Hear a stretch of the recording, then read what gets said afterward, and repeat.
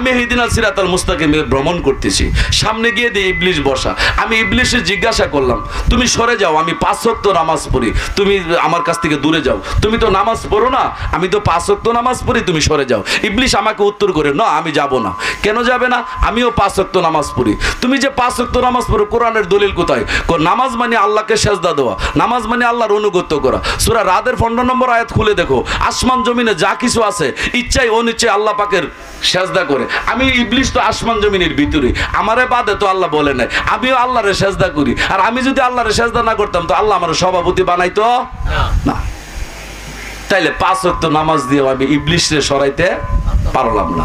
আমি বললাম, আমি তো 1000 গুড়ার একটা তসবিহ লইছি, লইয়া ঘরের ভিতরে বয়ে বয়ে বলি সুবহানাল্লাহ সুবহানাল্লাহ আলহামদুলিল্লাহ আলহামদুলিল্লাহ জপি। হে ইবলিশ, তুমি আমার রাস্তার থেকে সরে যাও, কারণ আমি তসবিহ জপি, তুমি তসবিহ জপো না। ইবলিশ বলে, না আমিও তসবিহ জপি। সূরা হাদীদের 1 নম্বর আয়াত খুলে দেখো, আসমান জমিনে যা কিছু আছে ইচ্ছায় অনিচ্ছায় আল্লাহ পাকের পবিত্রতা মহিমা প্রশংসার ঘোষণা করে। সুতরাং আমি তো আসমান জমিনের ভিতরে আছি, তুমি কি তসবিহ জপো? আমি 9,80,000 বছর তসবিহ জপ পাইছি, সুতরাং তুমি আমার চাইতে কম আছো, আমি বেশি আছি। সুতরাং তোমার তসবিহ জপা দেখে আমি এই পথের থেকে সরব। তখন আমি ভাবলাম, আমি কি করব, কোথায় যাব, কিভাবে ইবলিশকে আমি এই রাস্তা থেকে সরাবো?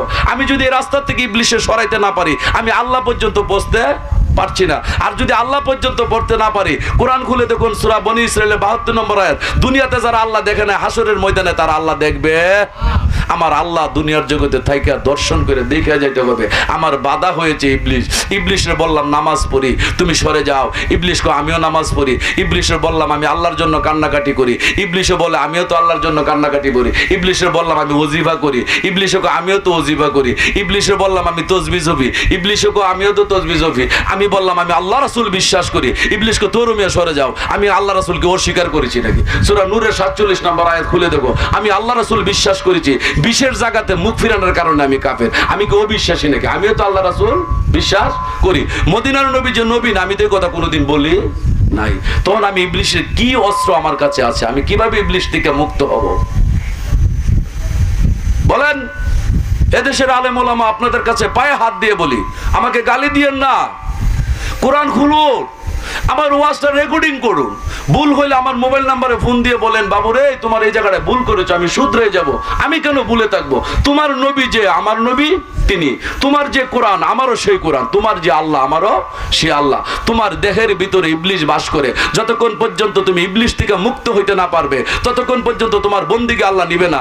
আল্লাহ কই ফাকালা রাব্বুকুম উদুনি আস্তাজিব লাকুম, তুমি একা হয়ে আমাকে ডাকো, সঙ্গে সঙ্গে তোমার জবাব দিব। ওই মৌলভী সাহেব, তুমি নামাজ পড়ে টাকা নিচ্ছ, এতে আমার কোনো আপত্তি নাই।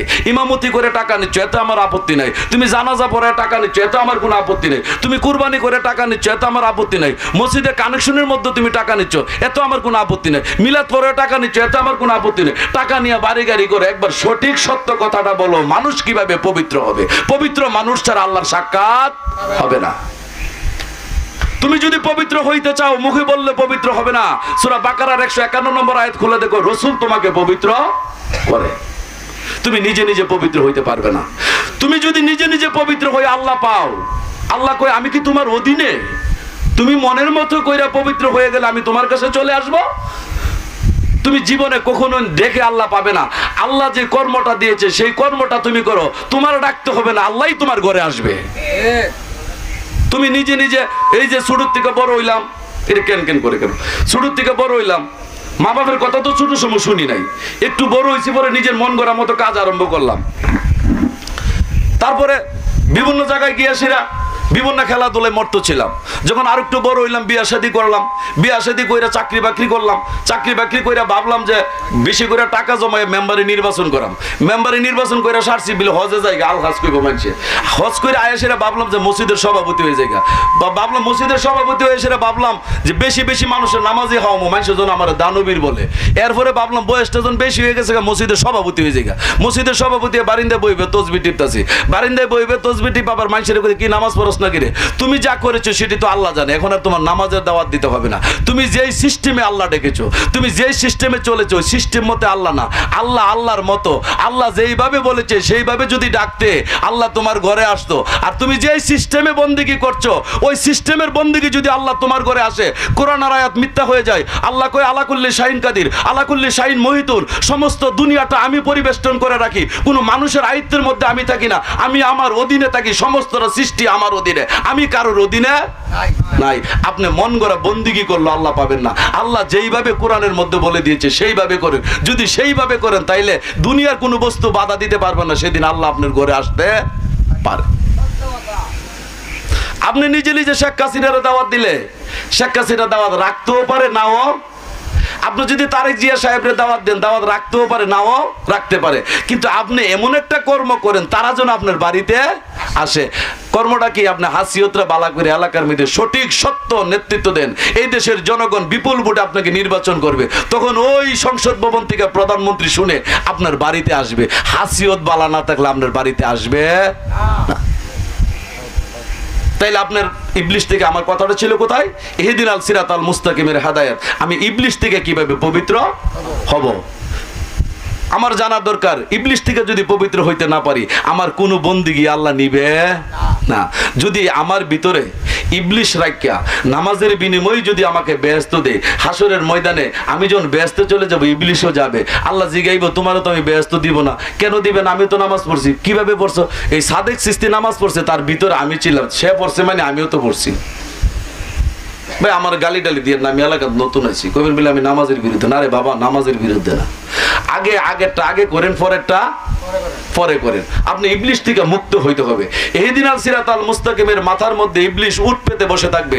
যতক্ষণ পর্যন্ত আপনি ইবলিশকে তাড়াইতে না পারবেন, ততক্ষণ পর্যন্ত আল্লাহও পাবেন না, আল্লাহ আপনার ডাক শুনবে না। তাইলে ইহদিনাল সিরাতাল মুস্তাকিমের মাথার থেকে ইবলিশকে কেমনে সরাইবেন? অনেক মেডিসিন দিলাম, ইবলিশ তো সরে না। তখন আমি মনে মনে ভাবলাম, আমার মনে হয়ে গেল, তখন আমি চুয়াডাঙ্গা হাজা হাসিবুল চিস্তির দরবারে গেলাম, গিয়া ওই গুরুর কাছে বায়াত হইলাম। কোরআনে পাইলাম ইবলিশ আদমের কাছে বায়াত হয় নাই।